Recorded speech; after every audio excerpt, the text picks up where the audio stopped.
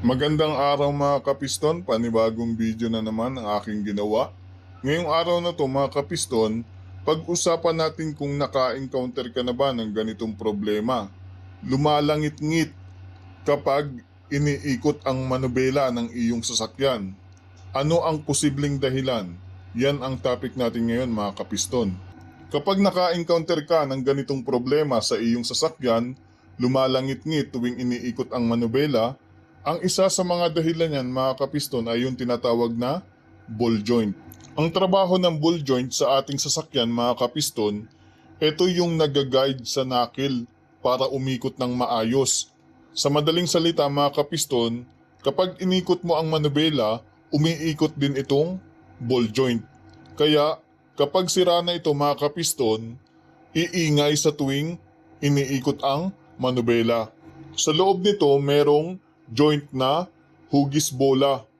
Yun yung umiikot sa tuwing iniikot natin ang steering. Kaya mapapansin mo yung picture mga kapiston, merong rubber. Sa loob niyan, andyan yung joint na hugis bola, tapos meron yung grasa na naglulubricate sa kanya. Kapag yung boot na yan o yung rubber na yan ay nasira, yung grasa niyan matatapon.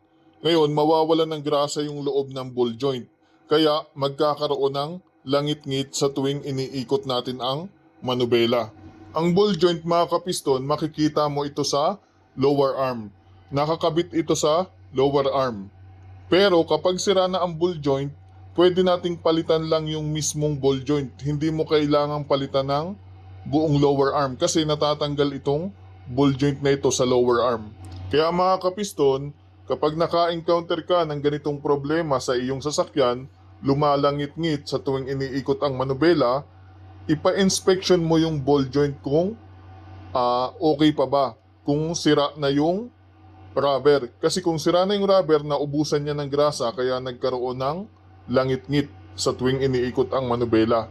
Kapag gano'n, nasira na inspection ng mekaniko, papalitan mo na mga kapiston para mawala yung ingay sa iyong sasakyan. So yun lang mga kapiston, at sana may natutunan ka sa topic natin ngayon, at kung may natutunan ka, please subscribe sa ating YouTube channel para tuloy-tuloy yung mga basic video, mga basic na kaalaman tungkol sa iyong sasakyan.